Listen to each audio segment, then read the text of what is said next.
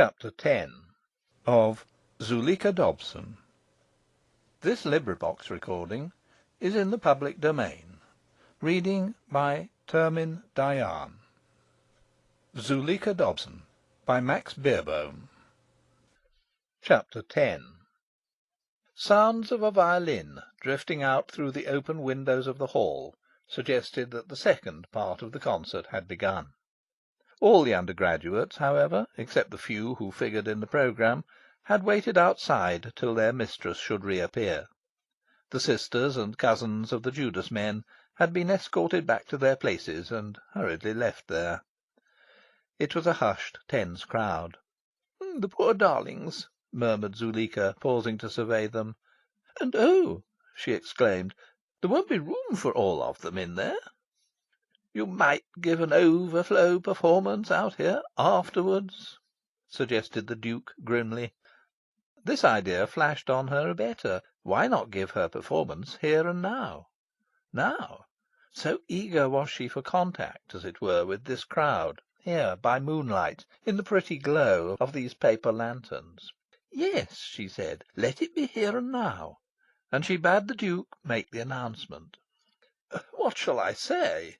he asked. "Gentlemen, I have the pleasure to announce that Miss Zuleika Dobson, the world-renowned she-wizard, will now oblige. Or shall I call them gents, tout court?" She could afford to laugh at his ill-humour. She had his promise of obedience. She told him to say something graceful and simple. The noise of the violin had ceased. There was not a breath of wind. The crowd in the quadrangle was as still and as silent as the night itself. Nowhere a tremor. And it was borne in on Zuleika that this crowd had one mind as well as one heart, a common resolve, calm and clear, as well as a common passion. No need for her to strengthen the spell now. No waverers here. And thus it came true that gratitude was the sole motive for her display. She stood with eyes downcast and hands folded behind her, moonlit in the glow of lanterns, modest to the point of pathos, while the Duke gracefully and simply introduced her to the multitude. He was, he said, empowered by the lady who stood beside him to say that she would be pleased to give them an exhibition of her skill in the art to which she had devoted her life, an art which, more potently perhaps than any other, touched in mankind the sense of mystery and stirred the faculty of wonder, the most truly romantic of all the arts. He referred to the art of conjuring.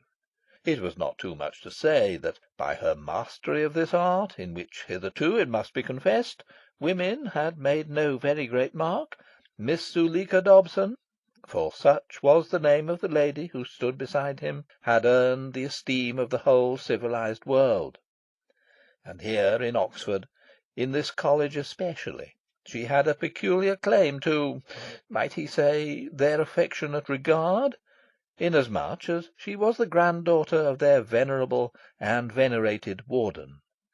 As the Duke ceased, there came from his hearers a sound like the rustling of leaves. In return for it, Zuleika performed that graceful act of subsidence to the verge of collapse which is usually kept for the delectation of some royal person. And indeed, in the presence of this doomed congress, she did experience humility, for she was not altogether without imagination. But as she arose from her "bob," she was her own bold self again, bright mistress of the situation. It was impossible for her to give her entertainment in full. Some of her tricks, notably the secret aquarium and the blazing ball of worsted, needed special preparation, and a table fitted with a servante or secret tray. The table for to-night's performance was an ordinary one, brought out from the porter's lodge. The MacQuern deposited on it the great casket.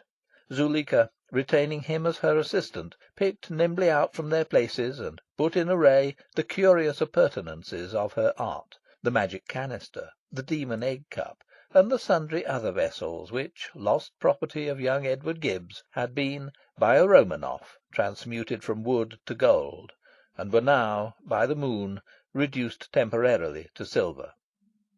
In a great dense semicircle the young men disposed themselves around her, Those who were in front squatted down on the gravel. Those who were behind knelt. The rest stood. Young Oxford! Here, in this mass of boyish faces, all fused and obliterated, was the realisation of that phrase. 2 or 3 thousands of human bodies, human souls, yet the effect of them in the moonlight was as of one great passive monster. So was it seen by the Duke as he stood leaning against the wall behind Zuleika's table. He saw it as a monster couchant and enchanted, a monster that was to die, and its death was in part his own doing. But remorse in him gave place to hostility. Zuleika had begun her performance. She was producing the barber's pole from her mouth. And it was to her that the Duke's heart went suddenly out in tenderness and pity. He forgot her levity and vanity, her wickedness, as he had inwardly called it. He thrilled with that intense anxiety which comes to a man when he sees his beloved offering to the public an exhibition of her skill, be it in singing, acting, dancing, or any other art. Would she acquit herself well? The lover's trepidation is painful enough when the beloved has genius. How should these clods appreciate her, and who set them in judgment over her? It must be worse when the beloved has mediocrity. And Zuleika, in conjuring, had rather less than that. Though indeed she took herself quite seriously as a conjurer, she brought to her art neither conscience nor ambition in any true sense of those words. Since her debut she had learnt nothing, and forgotten nothing. The stale and narrow repertory which she had acquired from Edward Gibbs was all she had to offer. And this, and her marked lack of skill, she eked out with the self-same patter that had sufficed that impossible young man. It was especially her jokes that now sent shudders up the spine of her lover, and brought tears to his eyes, and kept him in a state of terror as to what she would say next. "You see," she had exclaimed lightly, after the production of the barber's pole, "how easy it is to set up in business as a hairdresser." Over the demon egg cup she said that the egg was "as good as fresh." And her constantly reiterated catch phrase, "Well, this is rather queer," was the most distressing thing of all.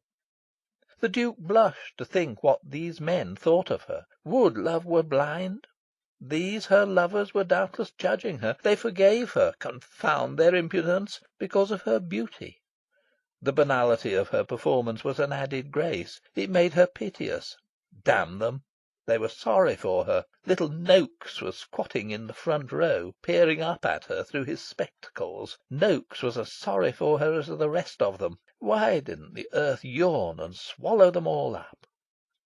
Our hero's unreasoning rage was fed by a not unreasonable jealousy. It was clear to him that Zuleika had forgotten his existence. To-day, as soon as he had killed her love, she had shown him how much less to her was his love than the crowd's. And now again it was only the crowd she cared for. He followed with her eyes her long slender figure as she threaded her way in and out of the crowd, sinuously, confidingly, producing a penny from one lad's elbow, a threepenny bit from between another's neck and collar, half a crown from another's hair, and always repeating in that flute-like voice of hers, "Well, this is rather queer." Hither and thither she fared, her neck and arms gleaming white from the luminous blackness of her dress, in the luminous blueness of the night. At a distance she might have been a wraith, or a breeze made visible, a vagrant breeze, warm and delicate, and in league with death. Yes, that is how she might have seemed to a casual observer. But to the Duke there was nothing weird about her. She was radiantly a woman, a goddess, and his first and last love. Bitter his heart was, but only against the mob she wooed, not against her for wooing it. She was cruel? All goddesses are that. She was demeaning herself? His soul welled up anew in pity, in passion. Yonder in the hall the concert ran its course, making a feeble incidental music to the dark emotions of the quadrangle. It ended somewhat before the close of Zuleika's rival show, and then the steps from the hall were thronged by ladies who, with a sprinkling of dons, stood in attitudes of refined displeasure and vulgar curiosity. The warden was just awake enough to notice the sea of undergraduates. Suspecting some breach of college discipline, he retired hastily to his own quarters, for fear his dignity might be somehow compromised. Was there ever, I wonder, an historian so pure as not to have wished just once to fob off on his readers just one bright fable for effect? I find myself sorely tempted to tell you that on Zuleika, as her entertainment drew to a close, the spirit of the higher thaumaturgy descended like a flame, and found in her a worthy agent. Specious Apollyon whispers to me, "Where would be the harm? Tell your readers that she cast a seed on the ground, and that therefrom presently arose a tamarind tree, which blossomed and bore fruit, and, withering, vanished. Or say she conjured from an empty basket of osier a hissing and bridling snake. Why not? Your readers would be excited, gratified, and you would never be found out." But the grave eyes of Clio are bent on me, her servant. Oh, pardon, madam, I did but waver for an instant. It is not too late to tell my readers that the climax of Zuleika's entertainment was only that dismal affair, the magic canister. It she took from the table, and holding it aloft, cried, "Now, before I say good night, I want to see if I have your confidence. But you mustn't think this is a confidence trick." She handed the vessel to the MacQuern, who, looking like an overgrown acolyte, bore it after her as she went again among the audience. Pausing before a man in the front row, she asked him if he would trust her with his watch. He held it out to her. "Thank you," she said, letting her fingers touch his for a moment before she dropped it into the magic canister. From another man she borrowed a cigarette case, from another a necktie, from another a pair of sleeve links, from Noakes a ring, one of those iron rings which are supposed, rightly or wrongly, to alleviate rheumatism. And when she had made an ample selection, she began her return journey to the table. On her way, she saw in the shadow of the wall the figure of her forgotten Duke. She saw him, the one man she had ever loved, also the first man who had wished definitely to die for her, and she was touched by remorse. She had said she would remember him to her dying day, and already...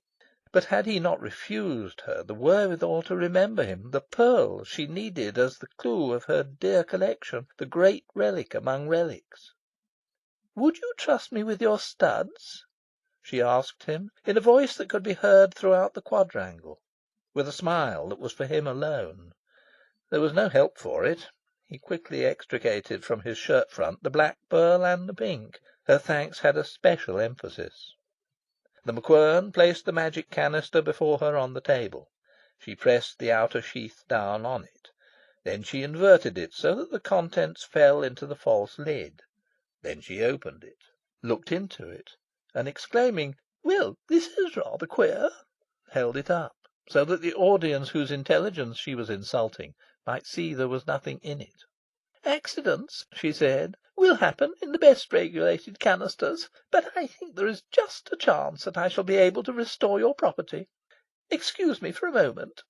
She then shut the canister, released the false lid, made several passes over it, opened it, looked into it, and said with a flourish, "Now I can clear my character." Again she went among the crowd, attended by the MacQuern, and the loans, priceless now because she had touched them, were in due course severally restored. When she took the canister from her acolyte, only the two studs remained in it. Not since the night of her flitting from the Gibbs' humble home had Zuleika thieved. Was she a backslider?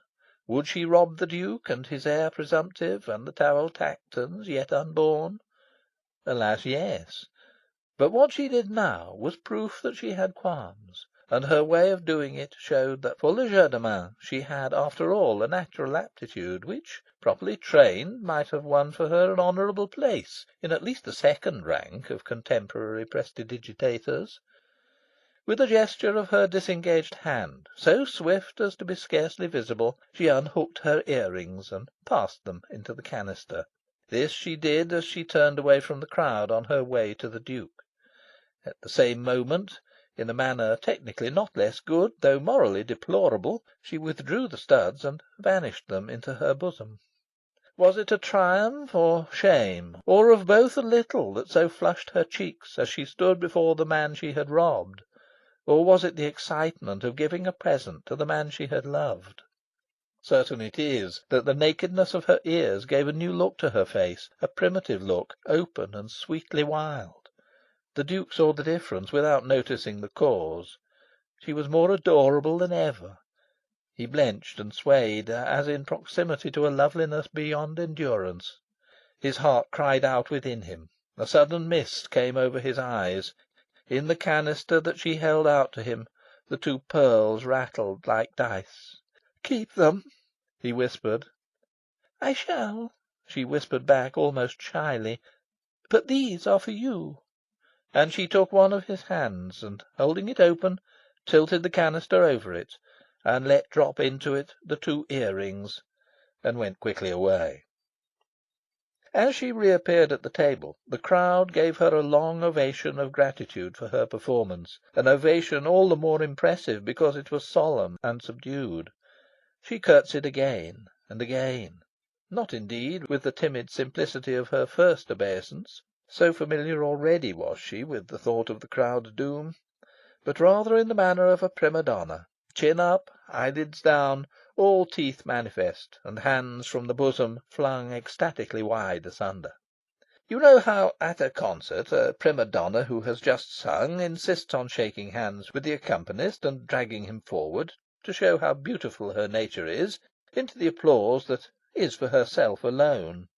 And your heart, like mine, has gone out to the wretched victim. Even so would you have felt for the MacQuern, when Zuleika, on the implied assumption that half the credit was his, grasped him by the wrist, and, continuing to curtsy, would not release him till the last echoes of the clapping had died away. The ladies on the steps of the hall moved down into the quadrangle, spreading their resentment like a miasma. The tragic passion of the crowd was merged in mere awkwardness. There was a general movement towards the college gate. Zuleika was putting her tricks back into the great casket, the MacQuern assisting her. The Scots, as I have said, are a shy race, but a resolute and self-seeking. This young chieftain had not yet recovered from what his heroine had let him in for, but he did not lose the opportunity of asking her to lunch with him to-morrow. "Delighted," she said, fitting the demon egg cup into its groove. Then, looking up at him, "Are you popular?" she asked. "Have you many friends?" He nodded. She said he must invite them all. This was a blow to the young man who, at once thrifty and infatuate, had planned a luncheon à deux. "I had hoped," he began. "Vainly," she cut him short. There was a pause. "Whom shall I invite, then?" "I don't know any of them. How should I have any preferences?" She remembered the Duke. She looked round and saw him still standing in the shadow of the wall. He came towards her. "Of course," she said hastily to her host, "you must ask him." The MacQuern complied. He turned to the Duke and told him that Miss Dobson had very kindly promised to lunch with him to-morrow. "And," said Zuleika, "I simply won't unless you will." The Duke looked at her. Had it not been arranged that he and she should spend his last day together? Did it mean nothing that she had given him her earrings? Quickly drawing about him some remnants of his tattered pride, he hid his wound and accepted the invitation. "It seems a shame," said Zuleika to the MacQuern, "to ask you to bring this great heavy box all the way back again, but—" Those last poor rags of pride fell away now. The Duke threw a prehensile hand on the casket, and, coldly glaring at the MacQuern, pointed with his other hand towards the college gate. He, and he alone, was going to see Zuleika home. It was his last night on earth, and he was not to be trifled with. Such was the message of his eyes. The Scotsman's flashed back a precisely similar message. Men had fought for Zuleika, but never in her presence. Her eyes dilated. She had not the slightest impulse to throw herself between the two antagonists. Indeed, she stepped back, so as not to be in the way. A short, sharp fight, how much better that is than bad blood! She hoped the better man would win, and, do not misjudge her, she rather hoped this man was the Duke. It occurred to her, a vague memory of some play or picture, that she ought to be holding aloft a candelabra of lit tapers. No, that was only done indoors, and in the 18th century. Ought she to hold a sponge? Idle, these speculations of hers, and based on complete ignorance of the manners and customs of undergraduates. The Duke and the MacQuern would never have come to blows in the presence of a lady. Their conflict was necessarily spiritual. And it was the Scotsman, Scots though he was, who had to yield. Cowed by something demoniac in the will power pitted against his, he found himself retreating in the direction indicated by the Duke's forefinger. As he disappeared into the porch, Zuleika turned to the Duke. "You were splendid," she said softly. He knew that very well. Does the stag, in his hour of victory, need a diploma from the hind? Holding in his hands the malachite casket that was the symbol of his triumph, the Duke smiled dictatorially at his darling. He came near to thinking of her as a chattel. Then, with a pang, he remembered his abject devotion to her. Abject no longer, though. The victory he had just won restored his manhood, his sense of supremacy among his fellows. He loved this woman on equal terms. She was transcendent, so was he, Dorset. To-night the world had on its moonlit surface two great ornaments, Zuleika and himself. Neither of the pair could be replaced. Was one of them to be shattered? Life and love were good. He had been mad to think of dying. No word was spoken as they went together to Salt Cellar. She expected him to talk about her conjuring tricks. Could he have been disappointed? She dared not inquire, for she had the sensitiveness, though no other quality whatsoever, of the true artist.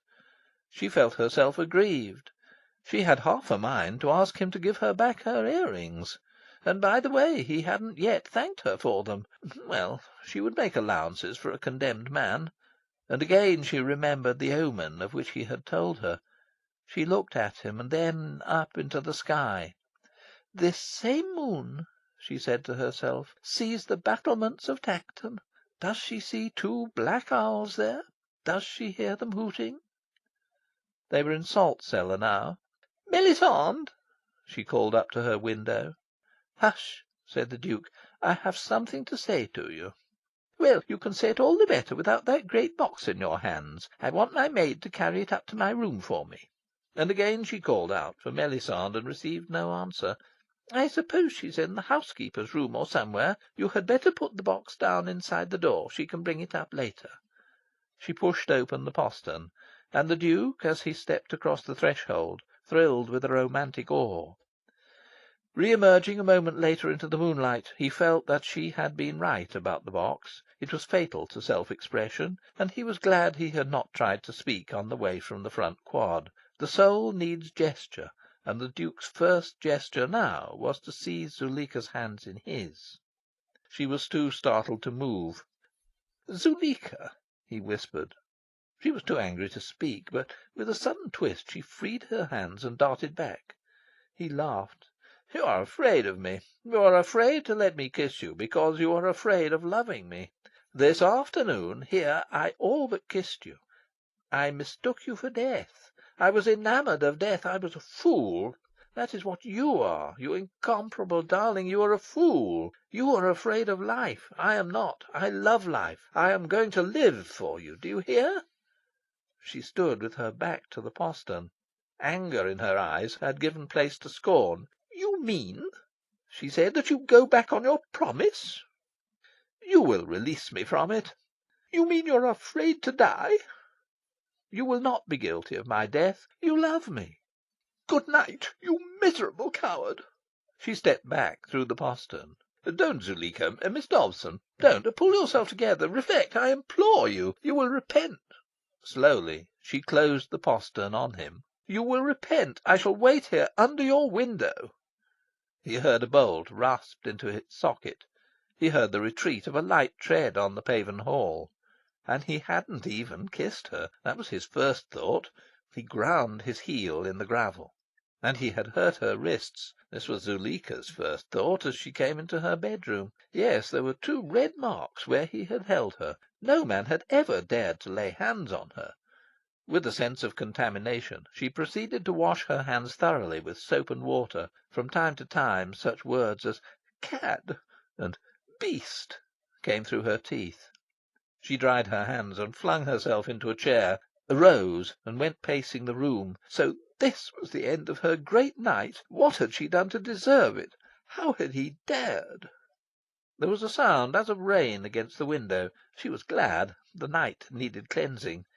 He had told her she was afraid of life. Life! To have herself caressed by him!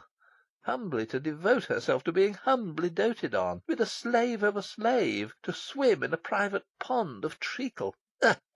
If the thought weren't so cloying and degrading, it would be laughable. For a moment her hands hovered over those two golden and gemmed volumes encasing Bradshaw and the ABC Guide. To leave Oxford by an early train, leave him to drown unthanked, unlooked at. But this could not be done without slighting all those hundreds of other men. And besides... Again that sound on the window-pane. This time it startled her. There seemed to be no rain. Could it have been little bits of gravel? She darted noiselessly to the window, pushed it open, and looked down. She saw the upturned face of the Duke. She stepped back, trembling with fury, staring around her. Inspiration came. She thrust her head out again. "Are you there?" she whispered. "Yes, yes, I knew you would come. Wait a moment. Wait." The water jug stood where she had left it, on the floor by the washstand. It was almost full, rather heavy. She bore it steadily to the window and looked out. "Come a little nearer," she whispered. The upturned and moonlit face obeyed her. She saw its lips forming the word Zuleika. She took careful aim. Full on the face crashed the cascade of moonlit water, shooting out on all sides like the petals of some great silver anemone. She laughed shrilly as she leapt back, letting the empty jug roll over on the carpet. Then she stood tense, crouching, her hands to her mouth, her eyes askance, as much as to say, "Now I've done it." She listened hard, holding her breath. In the stillness of the night was a faint sound of dripping water, and presently of footsteps going away. Then stillness unbroken. End of Chapter 10.